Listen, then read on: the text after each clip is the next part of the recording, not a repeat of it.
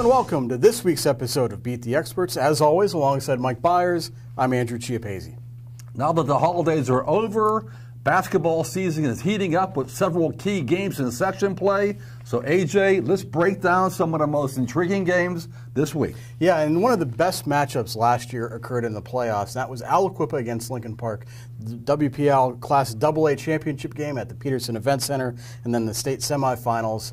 Those games were outstanding basketball games to watch. They were close games, and now they're section games as Aliquippa will play Lincoln Park for the first time this season in the same section.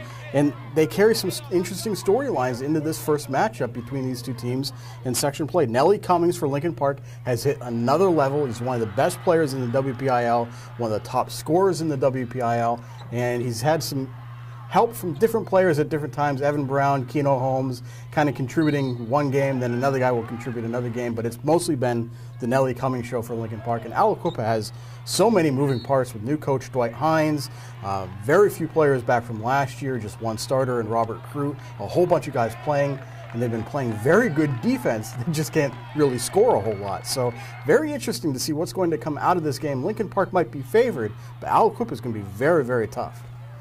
Well, AJ, the Quips are definitely a work in progress.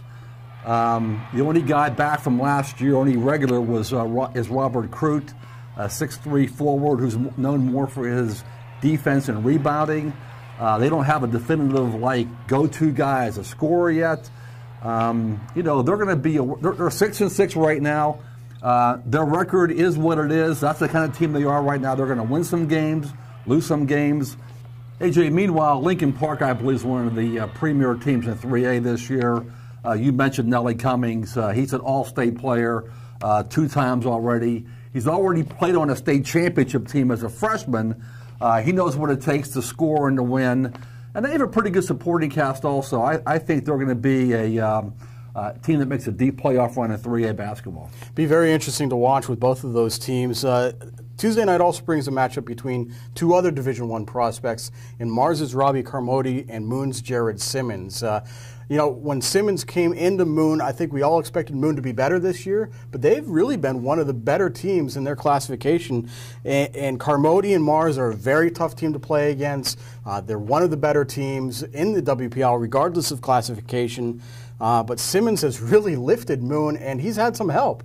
Not only has Simmons averaged a double-double, but Nick Castleveter, their senior guard, has been an outstanding point guard for them and provided some help for Simmons. I think Moon, which has a win over Hampton, another very good team, might surprise some teams and some outside observers as the season goes along, and that might include Mars on Tuesday night, because Mars may not be expecting how good Moon is this year.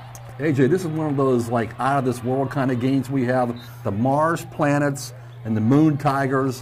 Not only are they playing for first place in this section, but as you said, this game features 2 of the premier players in the WPIAL.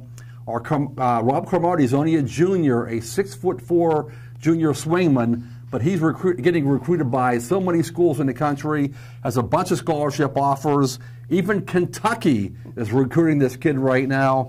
I saw Moon when they beat Hampton a couple days ago, and Castleveter had a game-high 29 points, but Jared Simmons was a monster. He's an enforcer.